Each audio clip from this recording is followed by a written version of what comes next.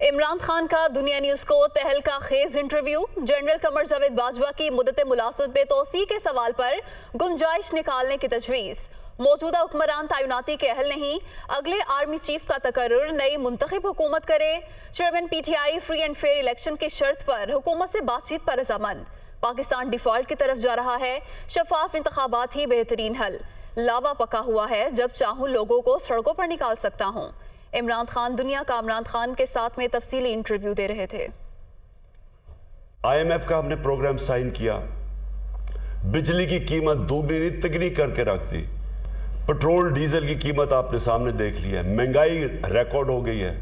लेकिन उसके बावजूद IMF का पैसा भी आ गया है, रुपया अभी भी गिर रहा है। पाकिस्तान बड़ा सीरियस डिफॉल्ट की तरफ जा रहा है। खौफ आ रहा है ना कि ये पाकिस्तान जिधर जा रहा है ये सबके हाथ से निकल जाएगा। एक ही तरीका है कि अगर ये इलेक्शन करवाएं, हमारे पास बिल्कुल ये ऑप्शन है, हमारी गवर्नमेंट्स है, हम गवर्नमेंट से सारे इस्तीफे दे सकते हैं और ये भी हम आपस में कंसिडर कर रहे हैं कि हम ये इससे ये हम कब कर सकते हैं, जब चाहूँ कौम को सड़कों पर निकाल सकता हूँ, क्योंकि लावा तो पका हुआ है। इनको खौफ है, खौफ ये है कि जब भी इलेक्शन होगा इन्होंने हार जाना है। 2-3 हमारे पास आइडियाज हैं, आइन के अंदर रह के करेंगे। मैंने कहा बहुत इंपॉर्टेंट पोजीशन है आर्मी चीफ की, मेरिट पे होनी चाहिए। लेकिन मैंने साथ ये कहा ना आसिफ जरदारी क्वालिफाइड है मेरिट के लिए, ना नवाज शरीफ क्वालिफाइड है। इनकी प्रायोरिटी मेरिट नहीं है, इनकी प्रायोरिटी है अपने पैसे बचाने। 85 तो सीट्स है नून लीग की, हमारी 155 सीट है। इसकी क्वालिफिकेशन कैसे है कि वो बाहर से बैठ के मफरूर एक आदमी को आर्मी चीफ सिलेक्ट करे? फ्री एंड फेयर इलेक्शन करवाएं, जीत जाते हैं, हाँ फिर ये अपना अपॉइंट करें। आइन के तहत तो वो तो 90 दिन बाद होंगे, तो कैसे होंगे? इससे पहले जब जनरल बाजवा की रिटायरमेंट हो तो उस दिन क्या हो? इसकी प्रोविजन निकल सकती है। देखें ये कोई बड़ी बात नहीं है, वकीलों ने मुझे बताया कि इसकी प्रोविजन निकल सकती है कि जब इलेक्टेड गवर्नमेंट आए वो फैसला कर सकती है। नहीं, उस वक्त के लिए जनरल बाजवा को एक्सटेंशन दे दी जाए जब तक इलेक्शन नहीं होते। मैंने इसके ऊपर कोई तफसील में नहीं सोचा, इसका वकील क्या कहते हैं, कॉन्स्टिट्यूशनल एक्सपर्ट्स क्या कहते हैं, मैं नहीं जानता। अगर ये फ्री एंड फेयर इलेक्शंस की बात करने के लिए तैयार हैं, मैं हमेशा इनके साथ बात करने के लिए तैयार हूँ। इसमें यह भी प्रोविजन हो सकती है कि सिंध के अगर अभी हालात 2 महीने डिले भी कर सकते हैं कि सिंध का इलेक्शन डिले भी हो सकता है, वो भी हो सकता है। आर्मी चीफ का मैं इसलिए कहता हूँ कि अगर ये जीत जाते हैं इलेक्शन, उसके बाद ये आए फिर अपना आर्मी चीफ इलेक्ट कर दें, बेहतरीन करते हैं। नवाज शरीफ जिस तरह वो एंटोनियो गुटरेस की उसका कभी हाथ पकड़ रहा था, कभी वो कोई अजीब बातें कर रहा, कभी कहता था कि अगर आप पैसे देंगे तो मैं और मेरे मिनिस्टर ईमानदारी से वो पैसा खर्च करेंगे, हम चोरी नहीं करेंगे। 60% मिनिस्टर जमानत में हैं और वो उसको ये कह रहे हैं। गुटरेस जब आया था ना एंटोनियो, तो उसको सारा पता था कि शहबाज शरीफ, नवाज शरीफ कितने पैसे बाहर पड़े हुए हैं। अमेरिका के साथ हमारी बिल्कुल ठीक रिलेशनशिप होनी चाहिए। मैं सिर्फ ये कहता हूँ कि हमें इस्तेमाल ना किया जाए। नए आर्मी चीफ की तैनाती के बारे में इमरान खान के बयान पर वजीर दिफा ख्वाजा आसिफ का रद्द-ए-अमल सामने आया है। उनका कहना है कि इमरान खान बाकायदा सोचे समझे मंसूबे के तहत इसको मुतनाज़ बना रहे हैं। अपने बयान में ख्वाजा आसिफ का मजीद कहना है कि इमरान खान की अपना आर्मी चीफ लगाने की हसरत पूरी नहीं हो सकी। अब ये हुकूमत का हक है और हुकूमत इसे पूरा करेगी। अभी नए आर्मी चीफ की तैनाती का अमल शुरू नहीं हुआ, ताहम ये तैनाती आइन के मुताबिक की जाएगी। इमरान खान ऐसा आर्मी चीफ लाना चाहते हैं जो उनके गैर कानूनी कामों को तस्लीम करे। ज़हनी तौर पर इमरान खान आज भी अमेरिका की सपोर्ट चाहते हैं। ये कैसी बैरूनी साजिश है कि बनी गाला में मुलाकातें हो रही हैं। वफाकी वज़ीर इत्तलात मरियम औरंगज़ेब का कहना है कि इमरान खान को सैलाब में डूबा मुल्क और लोग नजर नहीं आ रहे। इमरान खान का हकीकी मसला ज़ाती अना, तकब्बुर, खुदपसंदी, इक़्तिदार की हवस और करप्शन है।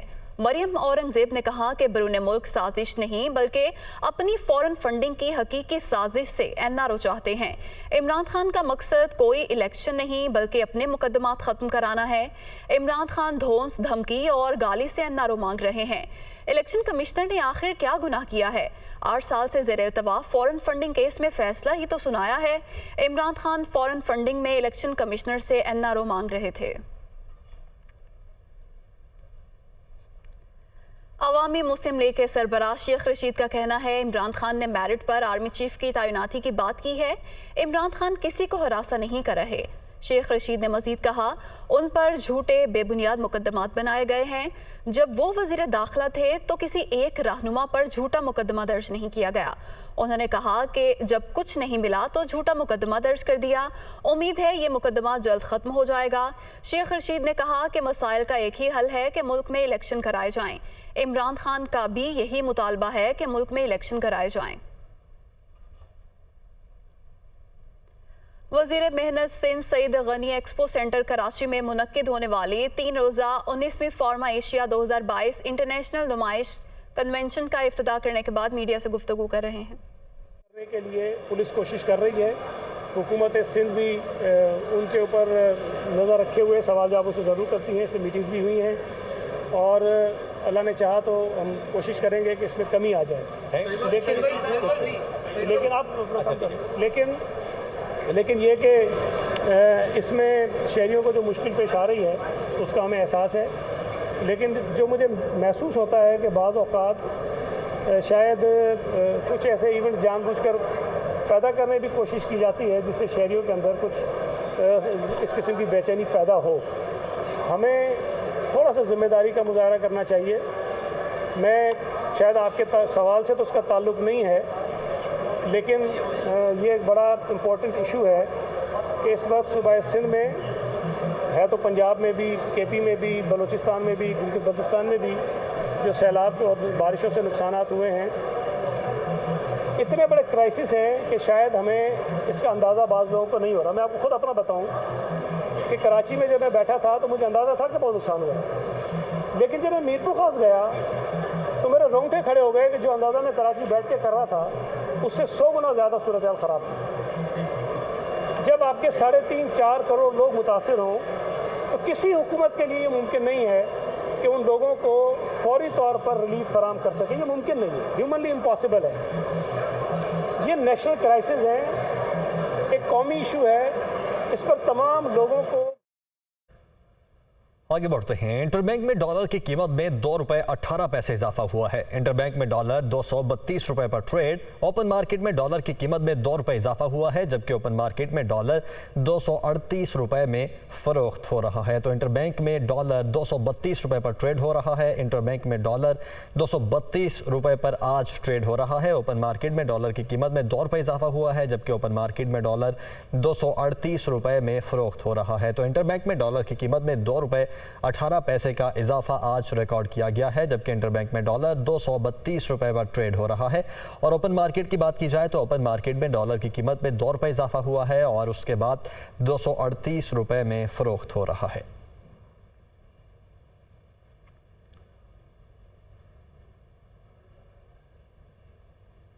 वज़ीर-ए-आज़म की हिदायत पर सैलाबज़दा इलाकों में सड़कों और बिजली की बहाली का काम हंगामी बुनियादों पर जारी है। M8 वांगो हिल्स के मुकाम से लैंड स्लाइडिंग को क्लियर कर दिया गया है।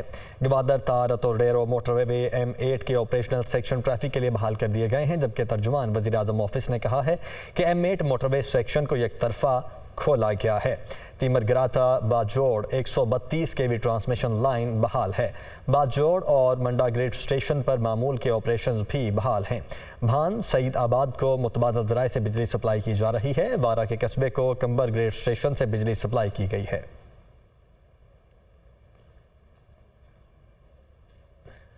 जबकि सहबन शरीफ में मंछर झील के सैलाबी पानी में तो कमी आना शुरू हो चुकी है, मगर मुतअद्दिद देहातों में सैलाबी पानी के बाइस बीमारियां फैल रही हैं। इस वक्त वहां पर क्या सूरत हाल है, हमारे रिपोर्टर आसिफ अली मेमन हमारे साथ मौजूद हैं। आसिफ, बताइएगा क्या सूरत हाल देख रहे हैं आप? जी बिल्कुल, मंछर झील का जो सैलाबी पानी है वो 7 तहसील की 10 यूनियन काउंसिल में तबाही मचाने के बाद इस वक्त कमी होने का सिलसिला शुरू हो चुका है। महकमा आपाशी के मुताबिक इस वक्त तक मंछर झील, इंडस लिंक कैनाल और 10 यूनियन काउंसिल में जो सैलाबी पानी था उसमें कमी आना शुरू हो चुकी है। इस वक्त तक मंछर झील के पानी में 1 फीट कमी के बाद पानी की सतह 121.5 रिकॉर्ड की गई है, जिसके बायस इलाका मकीनों की जिंदगी जो है दोबारा से बहाल होना शुरू हो चुकी है। मुख्तलिफ इलाकों में जो रिलीफ का काम है वो शुरू नहीं किया जा सका, जिसके बाद सैलाब मुतासरा जो अफराद हैं वो इस वक्त तक बेयारो मददगार बैठे हुए हैं और उनके बच्चे जो हैं प्यासे हैं। लोग जो है खाने पीने की अशिया कम होने के बाद भूख मरने पर मजबूर हैं। जी जबकि सिंध में सैलाब से तबाहकारियां जारी हैं। सूबे में मरने वालों की तादाद 638 हो चुकी है। PDMA की जानिब से जारी रिपोर्ट में कहा गया है कि जान बहक होने वालों में 274 बच्चे, 118 खवातीन और 246 मर्द शामिल हैं। सबसे ज़्यादा 83 हिलाकतें शिकारपुर में हुई हैं। अब तक 1,80,000 से ज़्यादा मवेशी मर चुके हैं, जबकि 34 लाख एकड़ से ज़ायद पर रकबे पर फसलें तबाह हुई हैं। PDMA के मुताबिक सिंध में 10,89,000 से ज़्यादा मकानात को नुकसान पहुंचा है, जबकि 4,87,000 के करीब मकानात मुकम्मल तौर पर तबाह हुए हैं। सैलाब ज़दगान के लिए 1,718 रिलीफ कैंप कायम किए गए हैं, जिनमें 5,29,000 से ज़्यादा अफराद पनाह गुज़ीर हैं।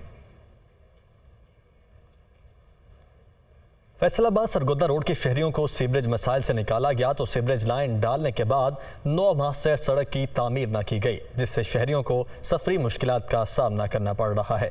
रिपोर्ट कर रहे हैं कमर इरशाद। टूटी फूटी रोड, गड्ढे और कूड़ा क्रिकेट के ढेर, ये मनाजिर हैं फैसलाबाद के सरगोदा रोड के। इतना ही नहीं, ये मारूफ और मसरूफ लिंक रोड भी है जो बजरिया GT रोड समेत मोटरवे कई शहरों को फैसलाबाद से मिलाती है। इस सड़क को 9 माह कबल सीवरेज लाइन तब्दील करने के लिए तोड़ा गया था। सीवरेज लाइन का काम तो मुकम्मल हो गया, लेकिन सड़क दोबारा तामीर ना हो सकी। इसका कोई पैच वर्क, कोई सड़क की रिपेयरिंग नहीं हुई। हमारे कारोबार बहुत ज़्यादा मुतासर हो गए हैं। 9 माह से हम बिल्कुल फ्री बैठे हुए हैं। लोगों ने पार्किंग की हुई रोड पे, हमारा कारोबार इतना बिल्कुल ख़त्म हो गया है। चीफ ऑफिसर म्यूनिसिपल कॉरपोरेशन कहते हैं कि हुकूमत की जानिब से फंड्स आने पर सड़क की तामीर कर दी जाएगी। DC साहब ने रिक्वेस्ट भेजी हुई है उसका PC1 बना के, तो जो ही पैसे रिलीज हो जाएंगे इंशाल्लाह ताला दोबारा वो जो है ना बना देंगे। सरगोदा रोड की मुरम्मत ना होने के बायस इस रोड से मुंसलिक तजारती सरगर्मियां भी मांद पड़ चुकी हैं और ताजरों का कारोबार भी मुतासिर हो रहा है। सीवरेज लाइन डालने के लिए मेन सरगोदा रोड को तोड़े 9 माह गुजर गए, लेकिन इंतजामिया ने ताहाल इसे मुरम्मत करने के इकदाम नहीं किए, जिससे शहरी सफरी मुश्किलात का सामना कर रहे हैं। कैमरामैन जुबैर सलीम के साथ कमर इरशाद, दुनिया न्यूज़, फैसलाबाद। उधर कोयटा के मुख्तलिफ इलाकों में बिजली की लोड शेडिंग, सुई गैस प्रेशर में कमी से शहरी मुश्किलात से दो चार हैं। इस बारे में मजीद बात करते हैं नुमाइंदा अक्सा मीर से। अक्सा, क्या सूरत हाल है? जी बिल्कुल, मानसून बारिशों के बाद बोलान के मकाम पर बीबी नानी के पास जो गैस पाइपलाइन टूट चुका था, 24 इंच कदर की जो पाइपलाइन थी उसका एक सिरा तो मिला, लेकिन दूसरे सिरे पर अब भी काम जारी है।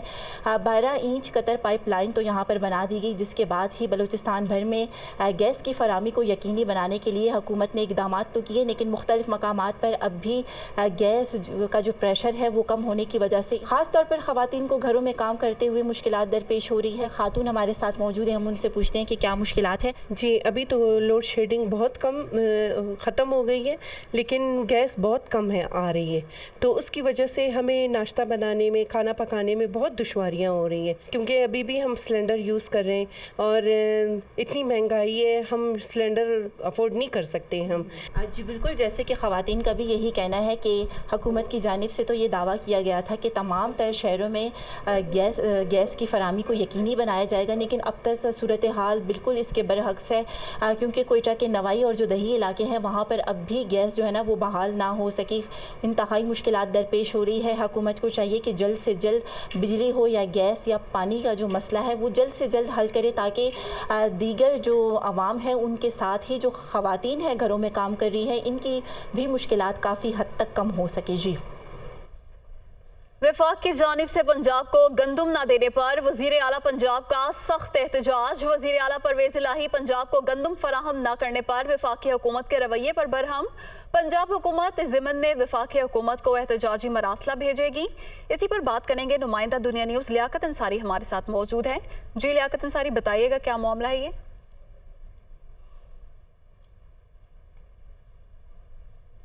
ये वफाक को जो है वो दरखास्त की थी और अब वफाकी हुकूमत की जानब से पंजाब की इस दरखास्त को नजरअंदाज करने पर जो है वो पंजाब ने शदीद एहतजाज किया है और वज़ीर आला पंजाब परवेज इलाही ने गंदम फराहम न करने पर वफाकी हुकूमत के रवैये पर बरहमी का इजहार किया है। वज़ीर आला पंजाब परवेज इलाही ने इस हवाले से वफाक से बाज़ाब्ता एहतजाज का भी फैसला किया है, जिसके लिए पंजाब हुकूमत इस ज़िमन में वफाकी हुकूमत को एहतजाजी मरासला भी इख्तियार करेगी। तो परवेज इलाही का कहना है कि वफाकी हुकूमत गंदम फराहम न करने के हवाले से पंजाब के साथ पहली माह का शुरू कर रही है। पंजाब में बादशाह और सैलाब से कई लाख टन गंदम जाया हुई है और सूबे में 10 लाख टन गंदम की किल्लत है।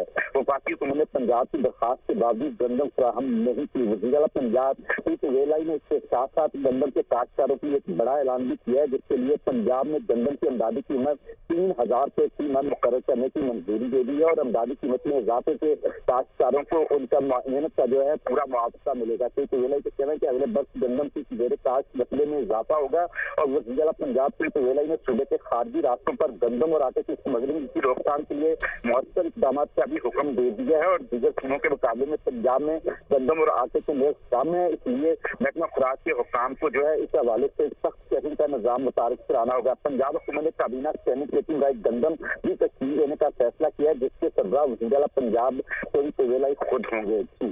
जी, इस हवाले से वफाकी हुकूमत को एहतजाजी मरासला भेजा जाएगा। बहुत शुक्रिया लियाकत अंसारी आपका।